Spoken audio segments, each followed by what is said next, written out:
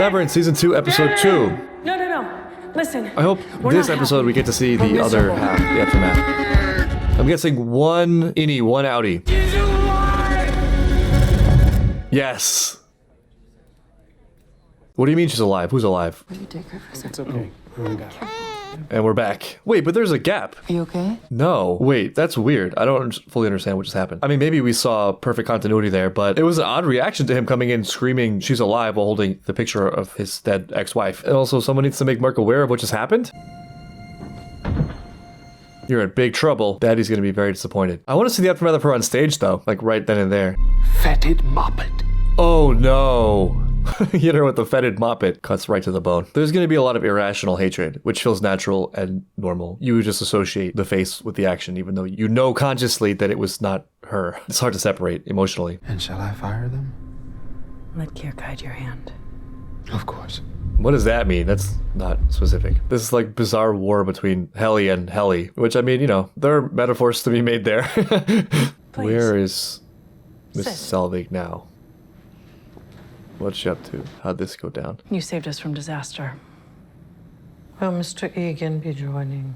Just me. And this dude's sitting way over there. He's just raw dogging it. Look at him. No cell phone, no nothing. Just him and himself and his thoughts. There's nothing Severance about this guy. He is completely whole. Actually, I guess that's another possible interpretive angle in the Severancing stuff. It turns out to be a really great device for being general enough that there are a lot of things that fall under that umbrella, while still being specific enough to be poignant and relevant and useful as some kind of social commentary. There's this cool idea that we are already in part androids because we outsource functions of our brain to devices. There are certain things you don't really need to remember anymore or reason for because it can be done way more efficiently with some kind of software application. And that seems to be increasingly the case. The thought I just had now is that maybe a bit more qualitatively, you can kind of stretch past that point where like just the things you interface with on a regular basis that form the tenets and components of how you operate and think and act on a daily basis are in a very broad way of thinking. A similar type of thing where it's an outsourced but linked part of yourself. So for example, the negative side, if a lot of your time and energy is spent on things that are a means of either reinforcing bad beliefs or being used as an escape, maybe just to fill time. And if we treat those things in a very metaphorical sense as being part of our new identity, looking at the total picture of how we operate, then that's another real life form of severance. It cost me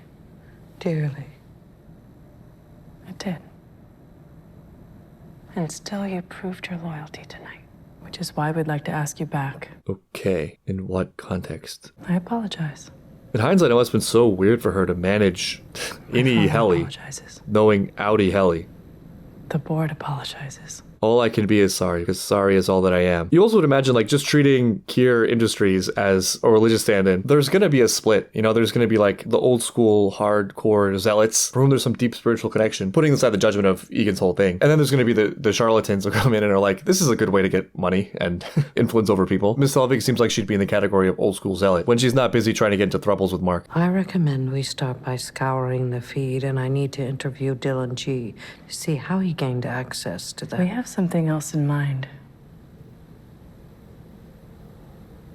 Maybe she's going to be sent out to pasture. They could call it a promotion. Remains to be seen if this is actually a step up. I should be running the severed floor. Yeah, she has some deep reasons, personal reasons for that specifically. Mr. Milchick has been promoted to floor manager. It's amazing how much there's tension between Milchick and Miss Selvig, despite there not really being that much tension. You fear me. This guy just gets cooler and cooler. Look at him. I need a whole, like, prequel arc for Milchick. I need, like, his whole life story. Yeah, it feels like this battle is not over. Or the battle is over, but the war continues. So I'm suddenly worried to see Irving's fall out. Earlier this evening, at an event where I was excited to share my status as a severed individual This is tough. with This is a a group tough of friends spin. and allies, I made the poor decision to consume alcohol while on a non-lumen medication for an arm rash. It was non-lumen. Oh, Mr. Milchick, Apologies for the hour.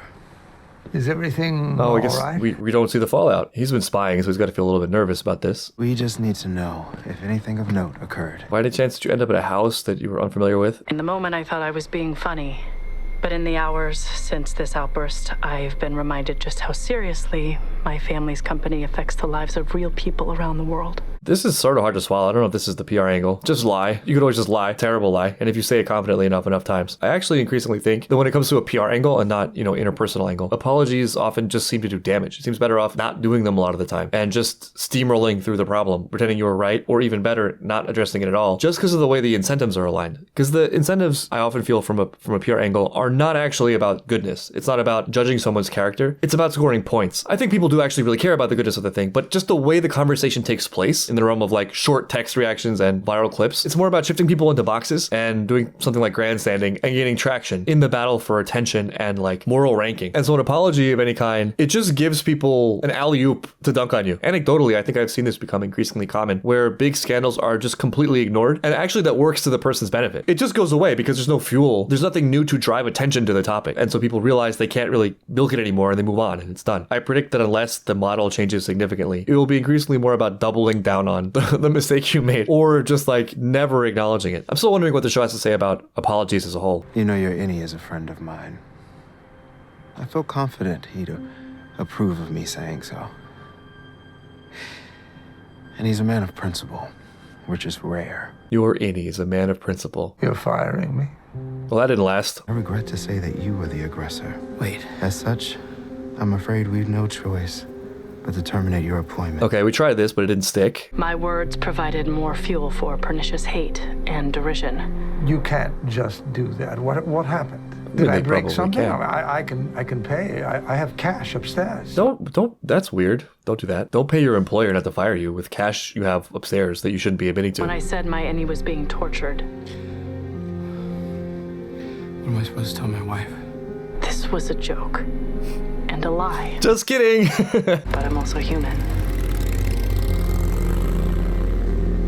Just like my innie. Just like my innie that I'm torturing. Not torturing. And just Not torturing. like you. Damn it, Helly. It was a joke. You done goofed. And this means war. Oh, it's the second opening.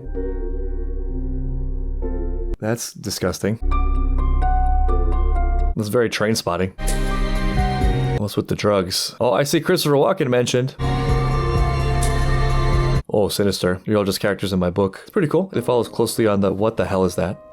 Okay. It follows closely on the heels of the first opening.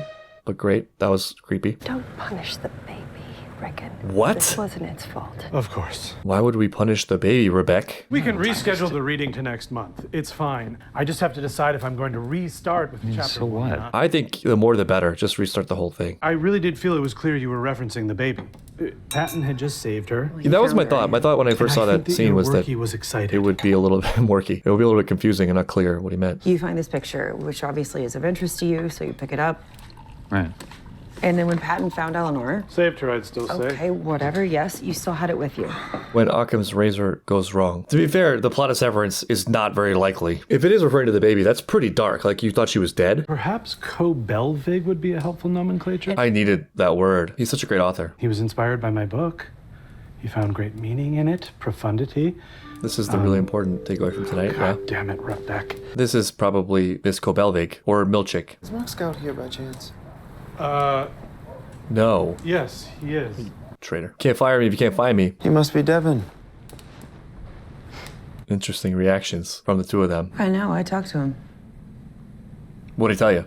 What did he say to you? I can only imagine how violated you feel by his actions. Yeah, speaking of violations, just wondering how common it is for your managers to commit fucking lactation fraud against their employees' families. Right, you don't know about this yet, do you? Miss Cobell. Oh, you do know. What we learned tonight is that she is quite severely unwell. It's weird. She was so normal before. She never did anything weird like, hair drying her walkway. If I recall correctly, her wanton recklessness with the baby was foreshadowed by the time she was doing the modeling of the doll and then, through it. I'm trying to put myself in Mark's shoes in this situation, but aside from the thought that I might have the momentum to be easily persuaded just by the fact that I already was doing this and wanted to believe it was good, I'm having a hard time just because I would never, I start to imagine me being in this position in the first place. Taking the show's premise and maybe its most simple question, which I thought initially that's what it largely would be about. Would you willingly turn off your brain to get through the rough patches? For example, work, because work is tedious and no one really likes it. And everyone's had that thought, right? I wish I could just fast forward through this part to get to the good part. But the show's made me realize that I actually don't actually want that. I'd rather be awake can have the experience even if it's slightly unpleasant. I'd rather have the time because pleasant things come out of it. And also I think it's a mistake to isolate one and the other. I mean, like the free time you get after work, or like, for example, that rush you feel, that last minute of work on a Friday or in school right before summer vacation. I sort of don't like the idea that it's the bad times in our life that make the good, as if goodness is somehow just a shadow of bad and bad is the paramount in life. And conceptually, and also from experience, I know that goodness can just be goodness. You don't need badness to have goodness. But there is actually, I think, a very nice and important reward that comes from the ending of the pain that also is accompanied with a feeling of progress, or like you've done something. I think that connection is important. That's sort of the anti-severance. The goal is not necessarily pleasure or for things to be easy or kind of frivolous hedonism or rest time or whatever. The reward also maybe not the goal. The goal being something like doing good things, which can include being productive in the world, making a contribution of some kind. And almost all contributions are going to require some kind of sacrifice, which will be unpleasant or undesirable in one way or the other. And then linking that with the reward of some kind of fruitful completion. Just waking up and having money is all reward, no relationship. Is there anything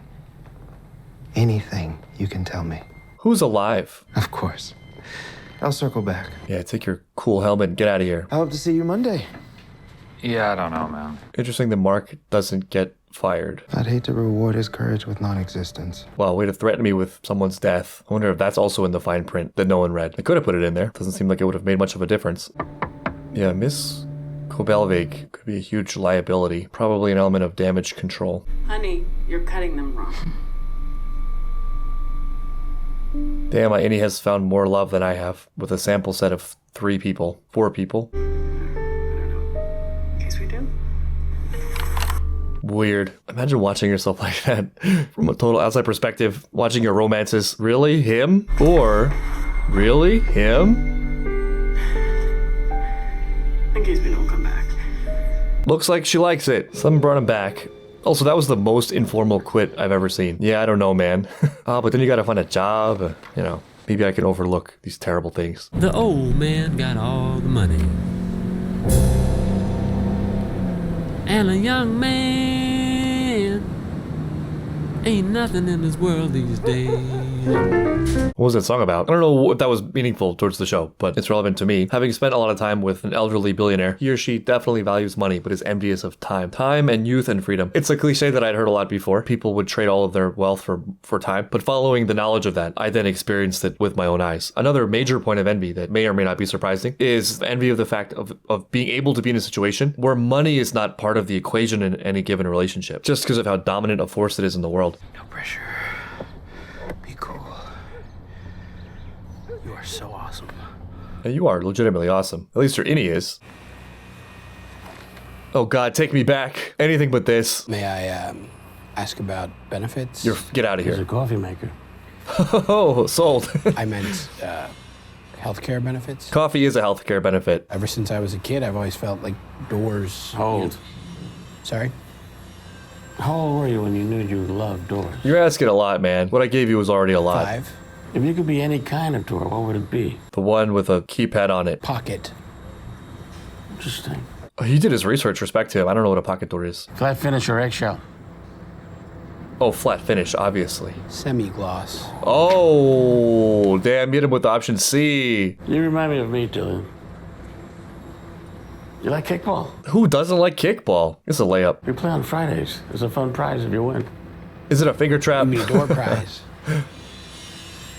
You crossed the line, Dylan. That's where you took it too far. I don't know what a door prize is, to be honest. I was a severed employee, so. Don't know what I did there. Well, Mr. George, thanks for coming in. Because of that? We need a certain kind of person here, Mr. George, not a certain kind of 2 people. Well, no, What but do you think this is, a carpet factory? What? You want to circumcise Yeah, your what? brain, that's your business. Damn, circumcise your brain. Okay.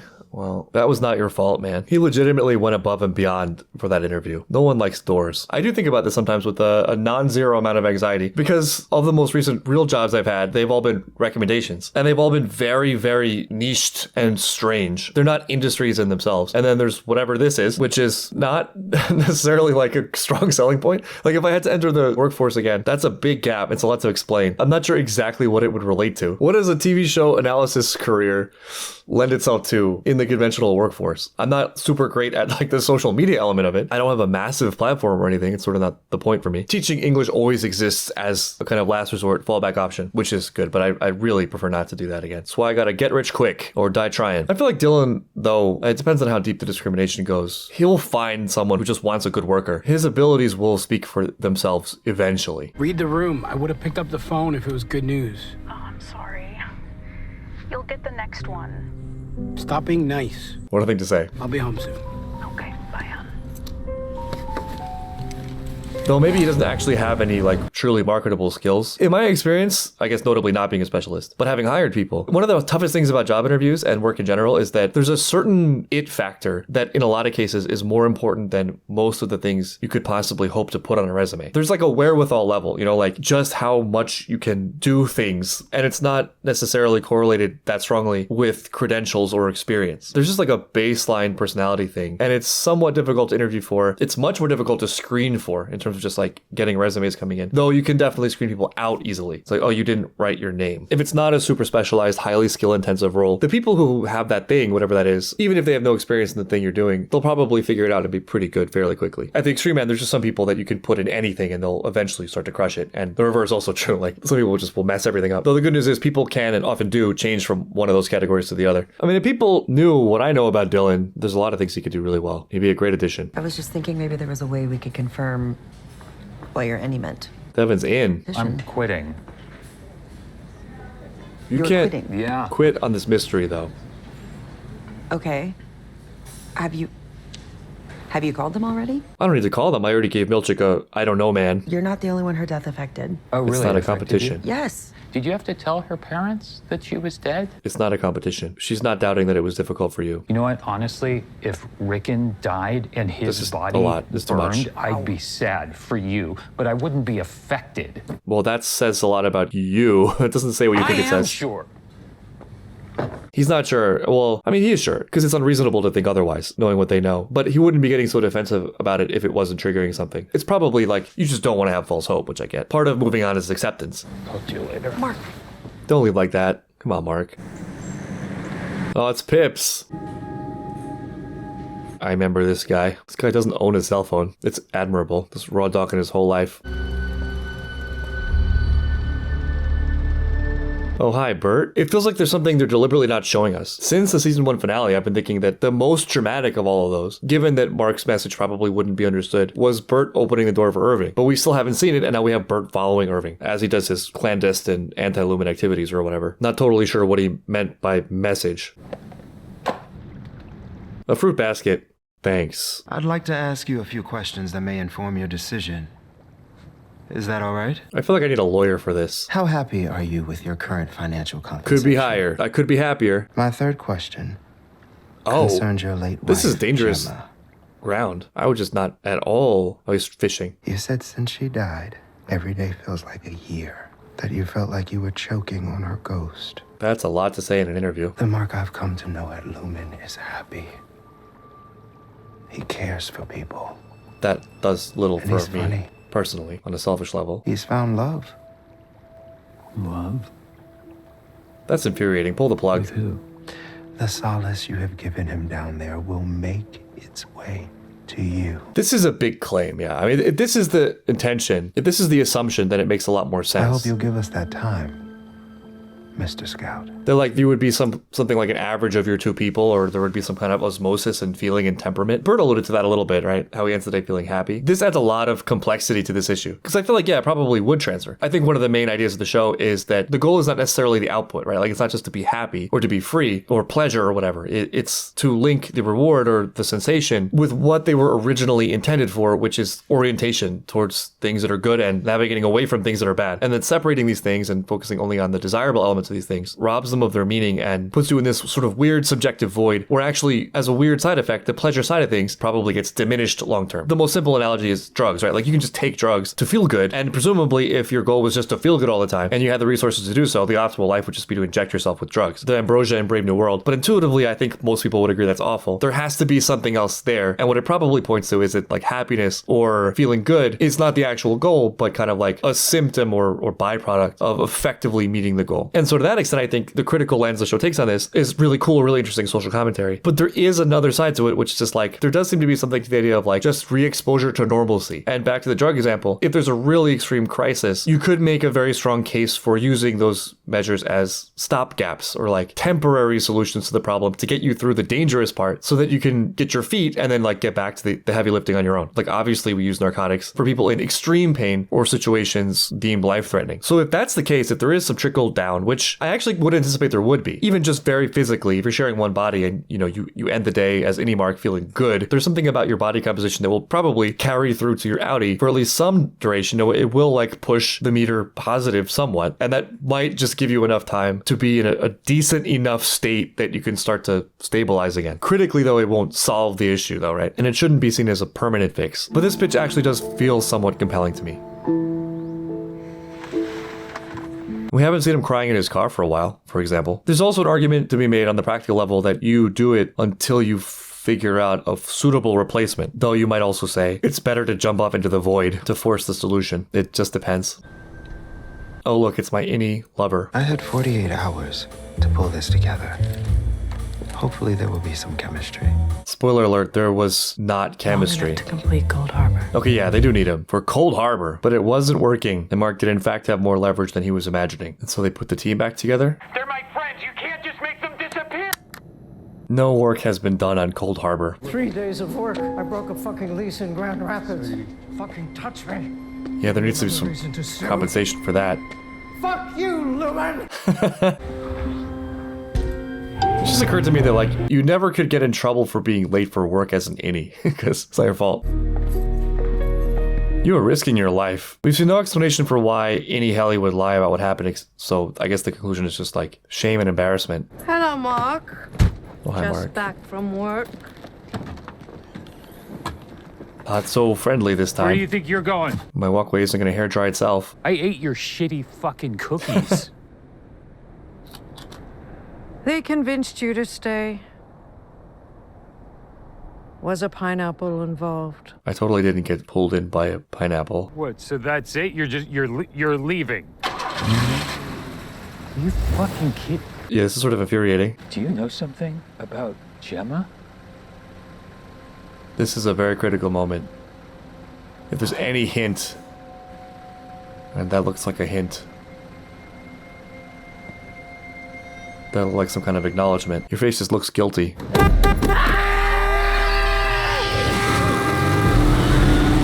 There goes Mrs. Covelbig, always so cool-headed and rational, especially in a motor vehicle. I think you just dropped a big hint, though. I think Mark went back for one reason and now is staying for a different reason. So I think those two episodes together served as the intro to season 2. We know the aftermath and how they all ended up back in the same place. And also I think key reveal here is something that there were clues for earlier, but now seems more or less confirmed, is that Mark is very important for this project that we now know is called... What is it called again? Cold Submarine. Cold Harbor. There's Project Cold Harbor, and it seems like they need it for something. And the key detail is Mark and his relationship with Gemma.